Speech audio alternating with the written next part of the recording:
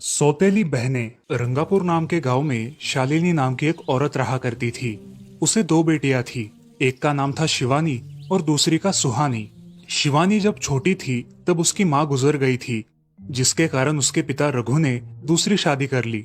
मगर उनका भी कुछ सालों में बीमारी की वजह से देहांत हो गया और इसी वजह से शिवानी के मन में उसकी माँ और बहन के प्रति प्रेम उत्पन्न नहीं हो पाया। शिवानी और सुहानी में हमेशा झगड़ा हुआ करता था। दोनों भी बहनें एक दूसरे से कभी प्यार से बात नहीं करती थी। शालिनी ये सब देख बड़ी चिंता में रहा करती थी।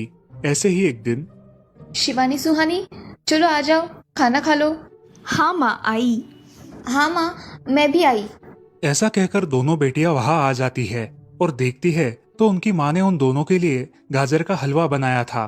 वो देख सुहानी और शिवानी बहुत खुश हो जाती है। माँ, तुमने ये हलवा मेरे लिए बनाया है? मुझे बहुत पसंद है। मुझे पता है कि मेरी दोनों बेटियों को हलवा कितना पसंद है, इसीलिए तो मैंने तुम दोनों के लिए हलवा बनाया है। और मेरे लिए माँ? अरे हाँ बेटी, मैंने तुम्हारे लिए भी बनाया है। चलो अब जल्दी से खा लो, तुम दोनों को कॉलेज भी तो जाना है ना। जी माँ, मैं ये कटोरी ले लूँ? मुझे जल्दी पहुँचना है कॉलेज में। हाँ ले लो। और सुहानी, तुम ये वाली कटोरी ले लो। जी माँ। दोनों भी हलवा खाती है और एक दूसरे की ओर बहुत गुस्से से देखकर वहां से चली जाती है। वो दोनों भी कॉलेज में एक साथ पढ़ा करती थी। फर्क सिर्फ इतना था कि शिवानी थर्ड ईयर में थी और सुहानी फर्स्ट ईयर में। उन दोनों में 2 साल का अंतर था। फिर भी दोनों में हमेशा नोकझोंक हुआ करती थी, जैसे कि वो दोनों एक दूसरे की दुश्मन हो। ऐसे ही एक दिन दीदी, मेरे कॉलेज की ट्रिप जाने वाली है। तुम्हारी भी ट्रिप जाने वाली है क्या? हाँ, मेरी भी जाने वाली है, मगर मेरा जाने का मन नहीं है। क्यों दीदी? क्योंकि वहाँ पे तुम हो।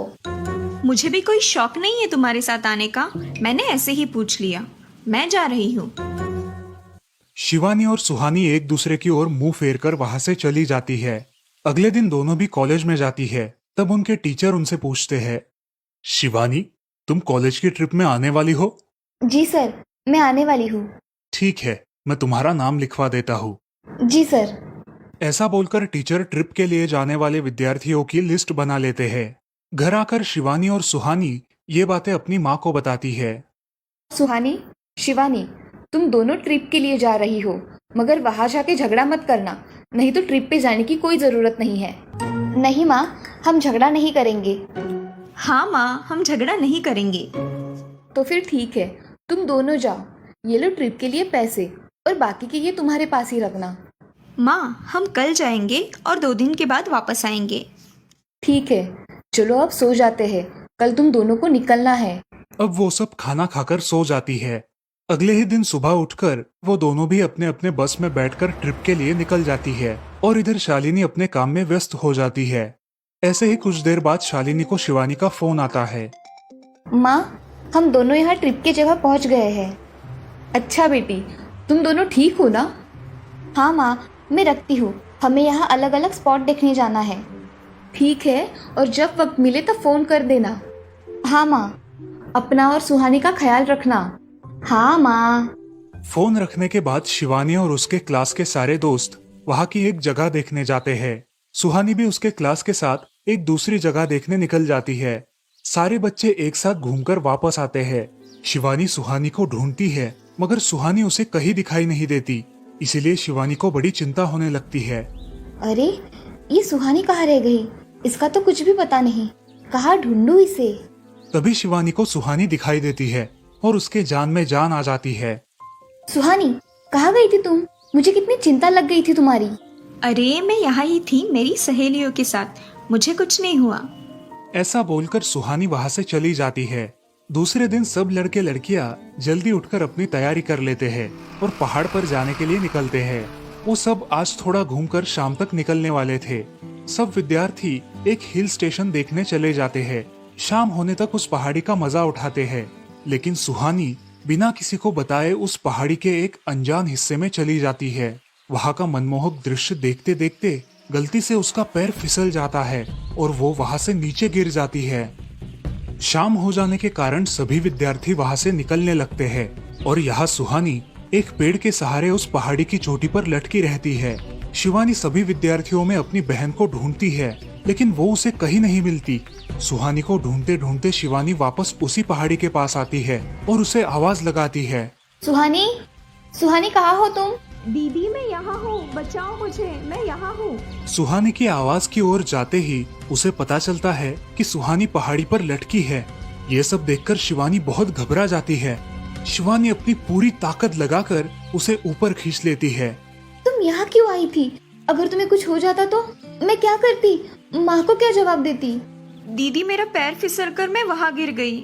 मैंने बहुत आवाज दी मगर मेरी आवाज किसी ने नहीं सुनी। तुम ढूंढती हुई आई और मुझे बचा लिया। तुम दुनिया की बेस्ट दीदी हो। हाँ सुहानी, चलो अब घर जाने के लिए देर हो जाएगी, बस निकल जाएगी। सुहानी को ऊपर खींचते वक्त शिवानी के हाथ पर बहुत सारे जख्म हो गए थे, इसलिए सुहानी अपनी ओढ़नी फाड़कर उसके हाथ पे बांध देती है और अब वो दोनों बस के पास चले जाते हैं। क्या हुआ है शिवानी, हाथ से खून बह रहा है तुम्हारे? कुछ नहीं सर, मैं वहाँ पे गिर गई थी, अब मैं ठीक हूँ। टीचर और सारे छात्र गाड़ी में बैठकर घर जाने के लिए निकलते हैं।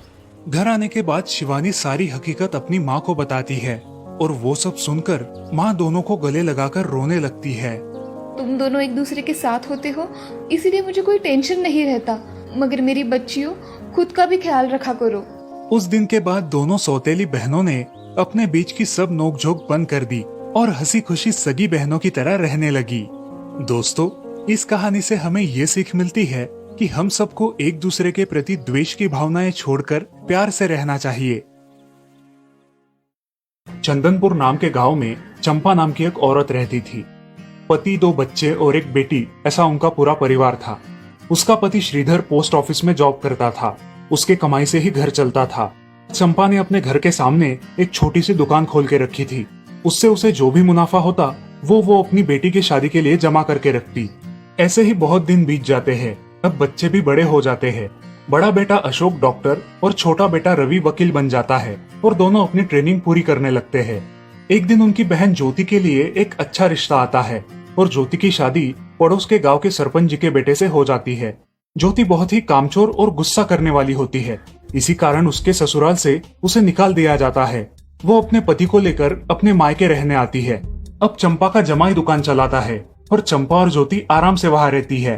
अरे ज्योति, जरा अपने कामचोर पति को कुछ काम करना क्यों नहीं सिखाती हो? कुछ काम का नहीं है वो। अरे हाँ माँ, उनके पिताजी ने तो उन्हें ही घर से निकाल दिया और हमारे माथे मर दिया। जाने दो, पति है।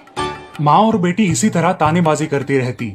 अब बड़े बेटे अशोक की शादी उन्हीं के गांव के एक लड़की से करा दी गई, लेकिन उस लड़की से भी चंपा बहुत काम करवाती और वो बेचारी सासू माँ का आदर करके सब काम चुपचाप करती थी। एक दिन वो काम करके थक गई और एक जगह पर बैठ गई। ए कामचोर कमला, इतना सारा काम पड़ा है घर में, क्या वो तुम्हारा बाप आके करेगा? चलो उठ, काम कर। हाँ हाँ माँ जी, करती हूँ। ऐसा कह के कमला अपने काम पर लग जाती है और सारा काम खत्म कर देती है।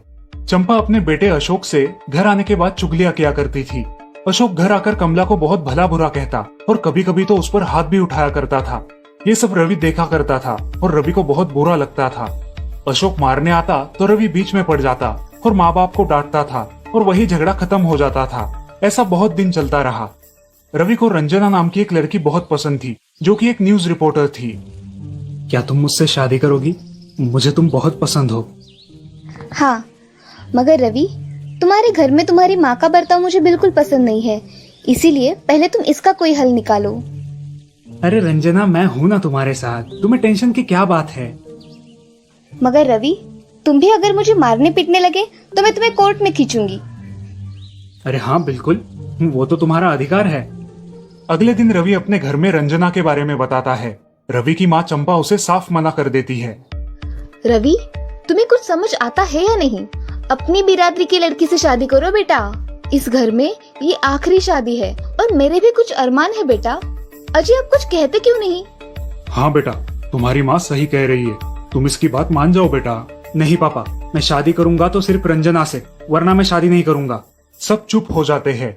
अगले दिन रवि मंदिर से शादी करके घर आता है। सब अचरज से रवि की ओर देखते हैं और चुपचाप अपने कमरे में चले जाते हैं। कमला उन दोनों का स्वागत करती है और वो दोनों अपने कमरे में जाते हैं। कैसे लगा मेरा घर? अच्छा है, मगर सब मिलजुल के रहे तो और भी अच्छा होगा। रंजना, तुम्हें मेरी माँ को सबक सिखाना होगा, तभी घर के सारे सदस्य ठीक हो जाएंगे। ठीक है रवि, जैसा तुम चाहो। अगले दिन रंजना अपने घर के मंदिर में पूजा करने जाती है। तभी रुको, मेरे भगवान के मंदिर में तुम मत आओ, जाओ यहाँ से। ये कहकर सास रंजना को वहां से भगा देती है और घर के किसी भी काम को करने से मना कर देती है। तब क्या माँ जी, आज से मैं इस घर की बहू हूँ।